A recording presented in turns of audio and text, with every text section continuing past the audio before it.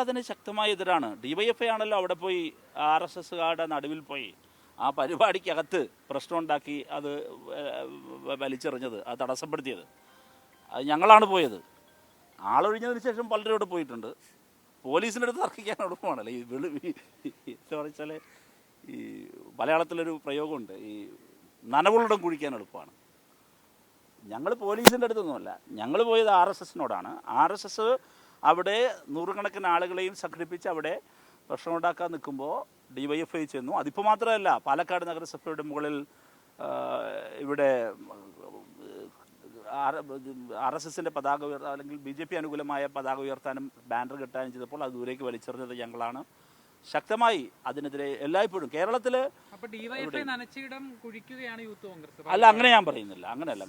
ഞാൻ ആ ഉദ്ദേശത്തിൻ്റെ മനസ്സിലാക്കേണ്ടത്, നനവുള്ളിടം കുഴിക്കുക എന്ന് പറഞ്ഞാൽ, ഇപ്പം ഞാൻ ഇങ്ങോട്ട് ഇറങ്ങി വരുമ്പോൾ അല്ലെങ്കിൽ നിങ്ങളോട് എനിക്ക് തർക്കിക്കാം, അല്ലെങ്കിൽ ഈ പറഞ്ഞതുപോലെ പോലീസിനോട് തർക്കിക്കാനൊക്കെ എളുപ്പമല്ലേ. പോലീസിനോട് തർക്കിക്കാൻ നനവുള്ളതാണ്. പക്ഷേ RSSനോട് ഏറ്റുമുട്ടുക എന്ന് പറയുന്നത് പ്രയാസകരമായൊരു കാര്യമാണ്. അപ്പോൾ DYFI അവിടെ ഞങ്ങൾക്ക് വേറെ സർട്ടിഫിക്കറ്റിൻ്റെ ഒന്നും ആവശ്യമില്ല. DYFI കേരളത്തിൽ എന്താണ് ചെയ്യുന്നത് എന്നുള്ളത് പൊതുസമൂഹം അംഗീകരിക്കുന്നുണ്ട്. അത് കേരളത്തിൽ സംഘപരിവാർ മാത്രമല്ല, പോപ്പുലർ ഫ്രണ്ടിനെതിരെ കേരളത്തിൽ ഏറ്റവും അധികം നിലപാടെടുത്താരാ?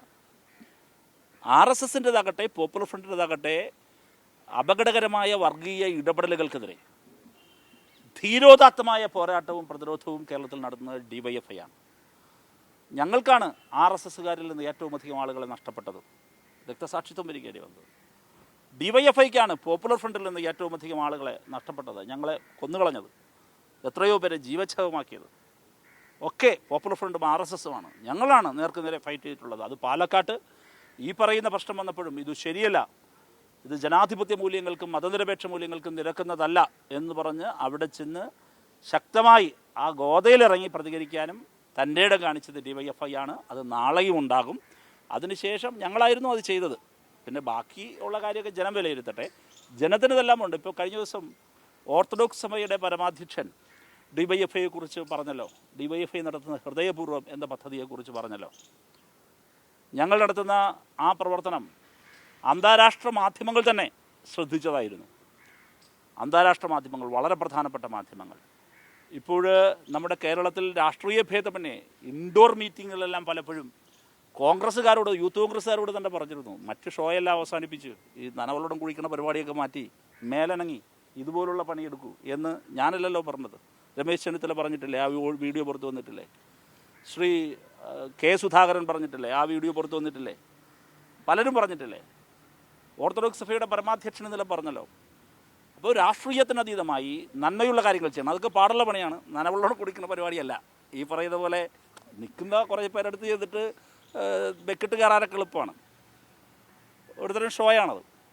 പക്ഷേ മറ്റതങ്ങനെയല്ല.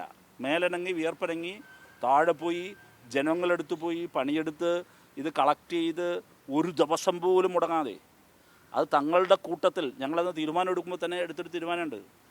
നമ്മളിത് കളക്ട് ചെയ്യുന്നതിൽ ഒരാളൊന്ന് മരിച്ചു പോയി എന്നിരിക്കട്ടെ, ഞങ്ങൾ അത്ര അഡ്വൈസായിട്ടാണ് തീരുമാനം എടുക്കുമ്പോൾ തന്നെ ഈ ഹൃദയപൂർവ്വം നടപ്പിലാക്കുന്ന അതിൻ്റെ വെരി ബിഗിനുകൾ ഞങ്ങൾ ആലോചിച്ചൊരു കാര്യമാണ്.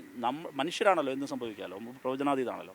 അപ്പോൾ നമ്മളിൽ ഒരാൾക്കൊരു അപകടം പറ്റിയാൽ പോലും അന്നത്തെ ദിവസത്തെ പൊതിച്ചോറ് മുടങ്ങാൻ പാടില്ല. അഭിമാനത്തോടെ പറയാൻ കഴിയുന്നത്, തുടങ്ങി ഈ നിമിഷം വരെ ഒരു ദിവസവും മുടങ്ങിയിട്ടില്ല. അത് ഒരു ഡെഡിക്കേഷനാണ്, രാഷ്ട്രീയമായൊരു കമ്മിറ്റ്മെൻറ്റാണ്.